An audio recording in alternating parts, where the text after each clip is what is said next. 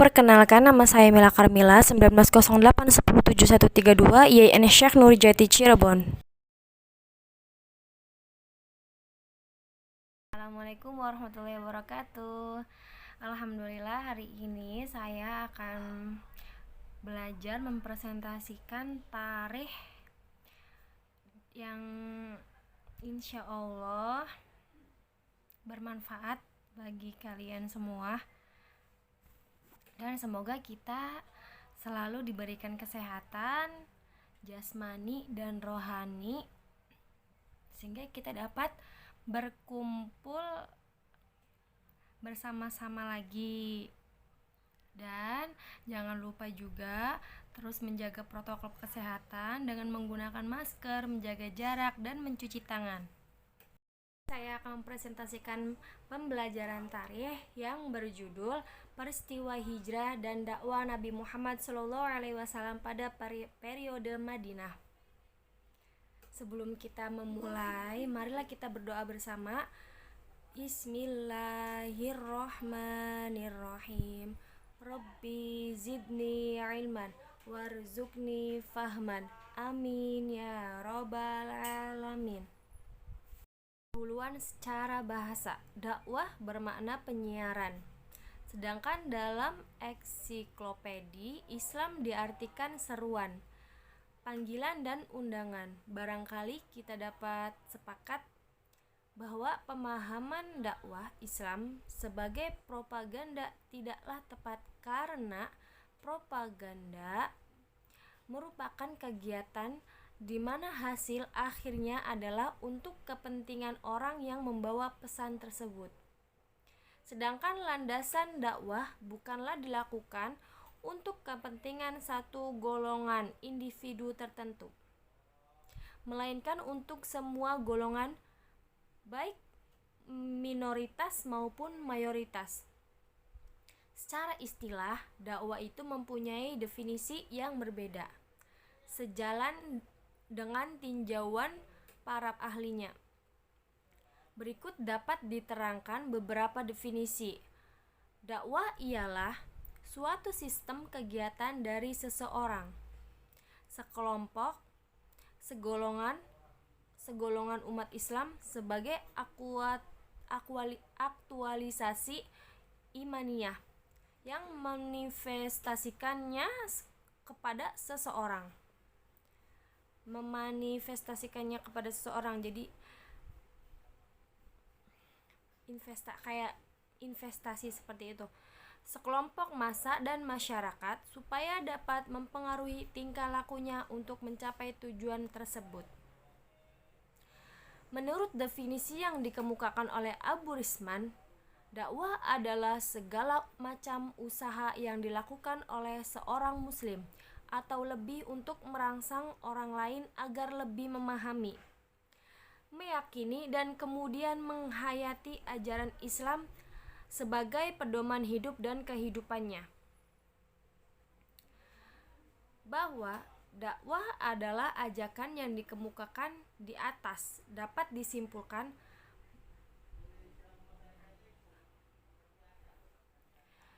disimpulkan bahwa dakwah adalah ajaran, seruan, undangan, dan doa yang dilakukan seorang muslim atau lebih yang ditujukan kepada orang lain atau kelompok dengan tujuan agar mereka memahami, menghayati, serta mengamalkan ajaran Islam. Pada kesempatan ini, mendefinisikan dakwah Islamiyah yaitu segala upaya yang telah dilakukan sejak oleh Rasulullah SAW, sahabat, tabi'in, dan generasi seterusnya yang ditujukan kepada suatu objek, yang mana agar mereka muslim atau muslimah atau non-muslim menerima serta memahami akan ajaran Islam sebagai kebenaran yang mutlak. Jika berbicara tentang dakwah Rasulullah SAW, maka serta-merta berlintas dalam pikiran kita tentang cara atau teknik. Bagaimana tema dakwah dapat disampaikan dan diterima, dihayati serta diamalkan oleh umat? Maksudnya, dakwah yang dilakukan oleh beliau di suatu tempat belum tentu sama di tempat yang lain. Rasulullah dalam menyampaikan pesan dakwanya dilakukan dapat menumbuhkan dan mengarahkan semangat kebangsaan, seperti yang dilakukan di Madinah melalui Piagam Madinah, di mana salah satu isi piagam tersebut adalah memberikan jaminan kepada masyarakat untuk melaksanakan agamanya dan wajib membela keamanan negara dari serangan luar. Kegiatan dakwah Rasulullah merupakan kelanjutan dari dakwah yang dilakukan oleh Nabi Ibrahim alaihissalam sebelumnya. Dakwah Nabi Muhammad itu diambil dari Al-Quran dan sejarah para nabi. Rasulullah SAW membekali diri dengan kebaikan, ketakwaan, keikhlasan, akhlak mulia dalam membimbing, sehingga menimbulkan simpati dan audien mudah menerima ajaran Islam maksudnya. Jadi kita harus meneladani Rasulullah SAW. Jadi orang yang mulia, membimbing sehingga menimbulkan simpati dan audien mudah menerimanya, dan semoga kita juga selalu diberikan sifat-sifat Nabi, baik salah satunya intinya yang terbaik lah.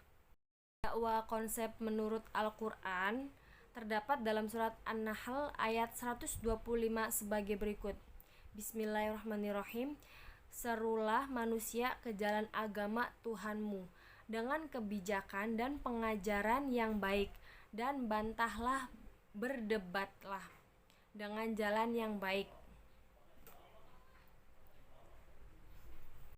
Dakwah Nabi Muhammad SAW pada periode Madinah. Madinah dianggap sebagai kelahiran baru agama Islam setelah ruang dakwah di Mekah terasa sempit bagi kaum muslimin. Allah Subhanahu wa Ta'ala memilih Madinah sebagai pilot proyek pembentukan masyarakat Islam pertama. Madinah memang layak dijadikan kawasan percontohan awal dari respon orang-orang Yathrib yang datang ke Mekah pada bulan haji terhadap seruan Nabi. Juga tidak terlepas dari pribadi Nabi yang dikenal sebagai orang yang tak pernah berbohong. Keberhasilan dakwah Nabi dapat dilihat pada sikap orang-orang Yathrib di perjanjian Aqobah 1 dan 2, di mana mereka mau mengubah sikap dan perilaku mereka, bahkan bersedia menjadi pelindung Nabi. Sebab dakwah pada hakikatnya merupakan suatu upaya seseorang dai dan sekaligus juga sebagai media untuk mengubah perilaku masyarakat dari yang negatif menjadi positif atau berakhlak mulia, tertinggal menjadi maju, serta bodoh menjadi pandai. Inilah yang dilakukan Nabi Muhammad SAW terhadap masyarakat Yathrib, membentuk suatu masyarakat baru dan meletakkan dasar-dasar untuk suatu masyarakat yang besar yang sedang ditunggu oleh sejarah.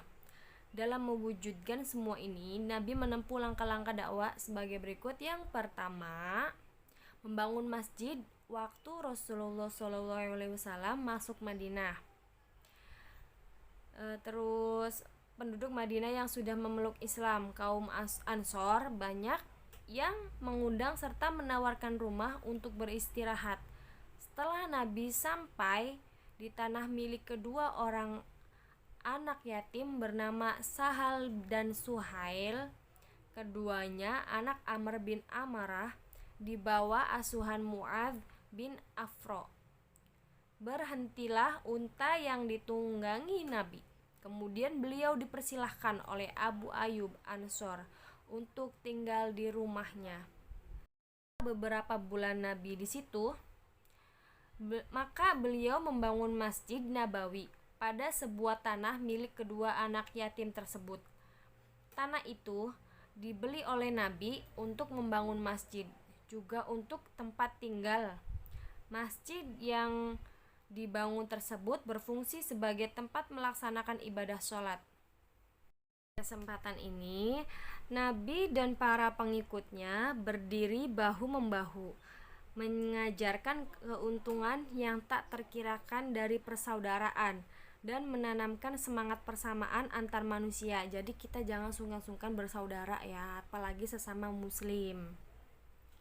2. Menciptakan persaudaraan baru kaum muslimin yang berhijrah dari Mekah ke Madinah, disebut muhajirin. Dan kaum muslimin penduduk Madinah disebut Ansor. Yang asli penduduk Madinahnya tuh disebut Ansor.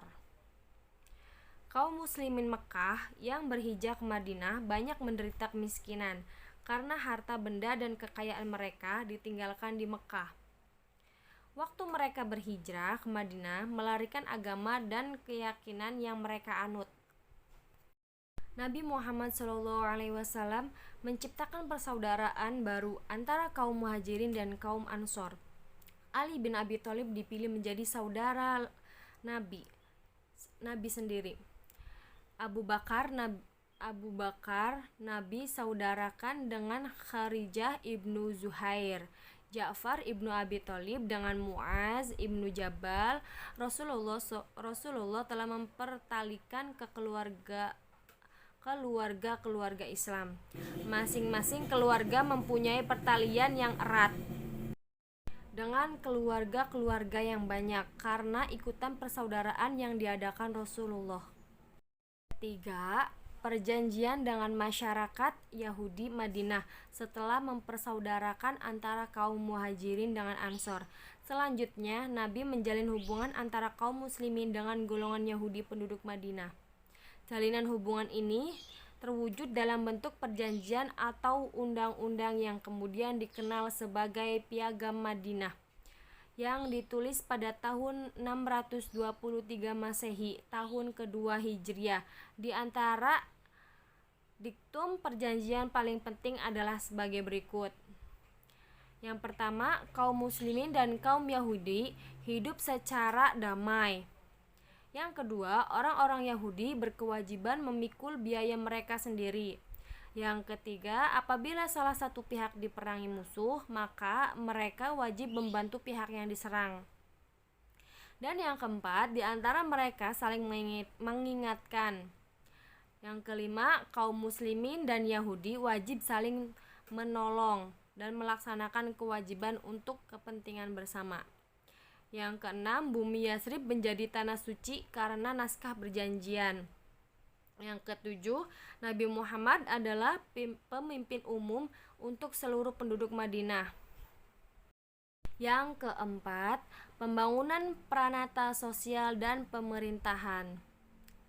Madinah adalah wilayah pertanian, dihuni oleh berbagai klan dan tidak oleh sebuah kesukuan yang tunggal. Namun berbeda dengan Mekah, Madinah merupakan perkampungan yang diributkan oleh permusuhan yang sengit dan anarkis antara kelompok kesukuan yang terpandang suku Aus dan Khazraj. Permusuhan tersebut yaitu sangat mengancam keamanan rakyat kecil dan mendukung timbulnya permasalahan eksistensi Madinah. Berbeda dengan Mekah, Madinah senantiasa mengalami perubahan sosial yang meninggalkan bentuk kemasyarakatan absolut model Baduy. Kehidupan sosial Madinah secara berangsur-angsur diwamai oleh unsur kedekatan ruang daripada oleh sistem kekerabatan. Setelah masyarakat muslim berkembang menjadi besar dan berkuasa, mereka mulai menaruh rasa dendam dan tidak suka. Islam di Madinah bukan hanya sebuah agama, tetapi juga mengatur negara. Respon masyarakat Madinah terhadap dakwah Nabi Muhammad SAW, yaitu sesudah peristiwa hijrah, penduduk Madinah terdiri atas 3 golongan, kaum muslimin, bangsa Yahudi, Banu Nadir, dan Banu Quraizoh, dan bangsa Arab yang belum menganut agama Islam. Jadi orang Arab tapi belum masuk ke agama Islam. Golongan-golongan tersebut itu Nabi selalu berusaha menyebarkan agama Islam dengan baik dan benar.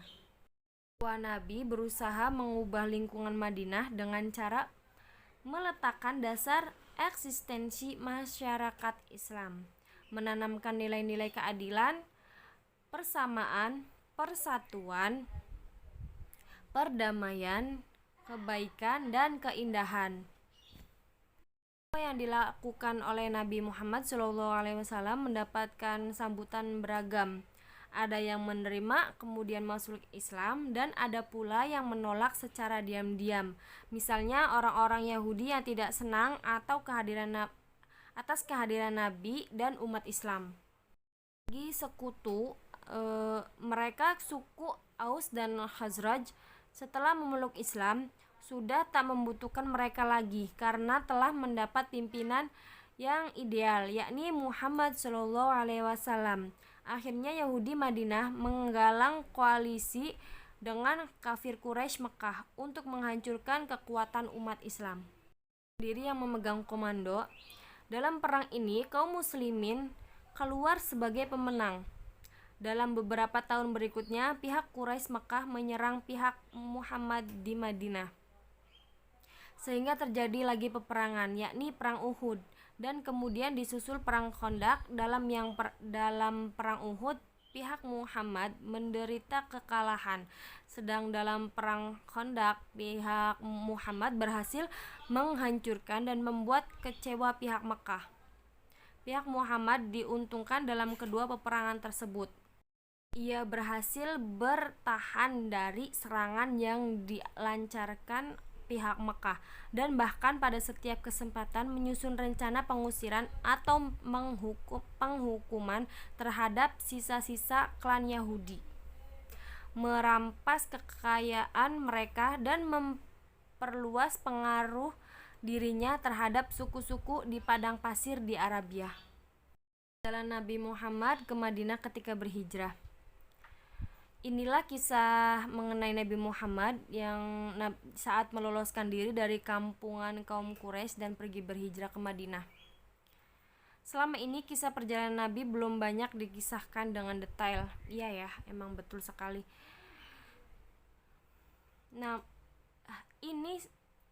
Namun dalam tulisan sejarah Muhammad yang ditulis Muhammad Hussein Haikal, perjalanan hijrah Rasulullah ditulis lebih detail. Ini sangat membantu menjelaskan apa saja yang terjadi pada saat Rasulullah SAW ditemani Abu Bakar melakukan perjalanan itu yang berbeda dengan biasanya karena memakai rute memutar untuk menghindari kejaran kaum Quraisy. Jadi tuh lewatnya tuh muter-muter gitu, sekiranya tidak terlihat oleh kaum Quraisy yang musuh dari mereka, yang memerangi Nabi Muhammad dan kaumnya. Dan begitu perjalanan Nabi Muhammad mestinya lebih panjang dan pasti itu lebih sangat memakan waktu.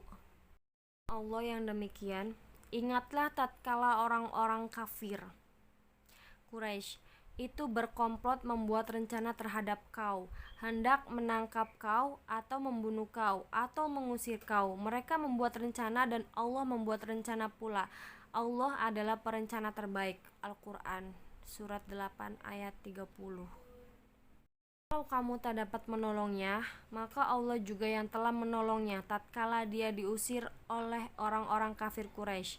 Dia salah seorang dari dua orang itu ketika keduanya berada dalam gua. Waktu itu ia berkata kepada temannya itu, "Jangan bersedih hati, Tuhan bersama kita." Maka Tuhan lalu memberikan ketenangan kepadanya dan dikuatkannya dengan pasukan yang tidak kamu lihat, dan Allah menjadikan seruan orang-orang kafir itu juga yang rendah, dan kalam Allah itulah yang tinggi, dan Allah Maha Kuasa dan bijaksana. Al-Qur'an ayat 40 surat 9. Untuk kesimpulannya saya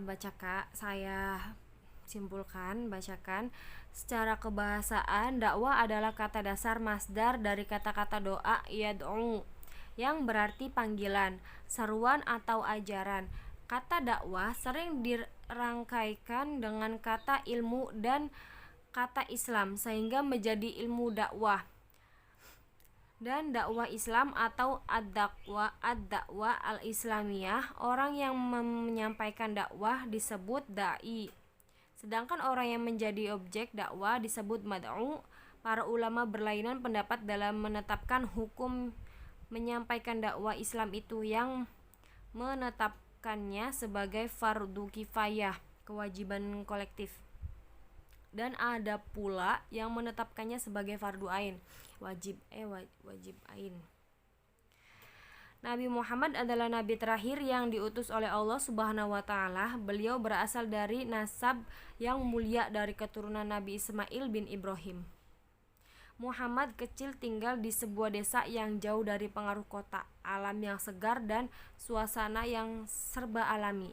Di bawah asuhan Halimah di perkampungan Bani Sa'ad.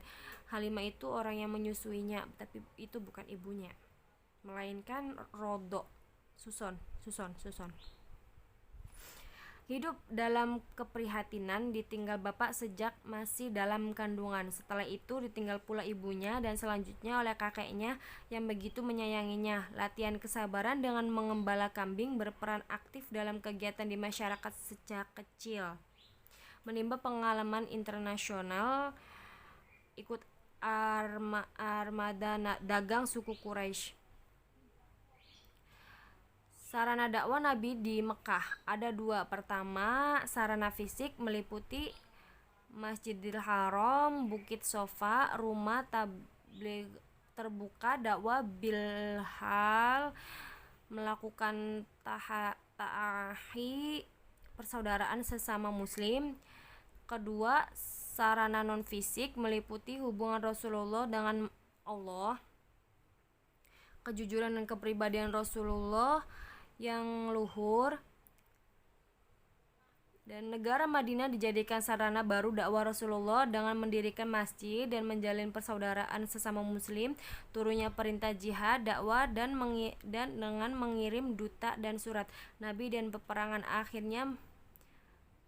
Akhirnya masyarakat Madinah di bawah naungan syariat Islam. Ciri-ciri dakwah di Madinah yaitu menjaga kesinambungan tarbiyah dan tazkiyah bagi sahabat yang telah memeluk Islam, mendirikan daulah Islamiyah, adanya keseriusan untuk menerapkan hukum syariat, hidup berdampingan dengan agama lain, menghadapi secara tegas pihak yang memilih perang, merealisasikan universalitas dakwah Islam melalui surat, mengirim duta, mengirim rombongan, dan menerima utusan yang datang.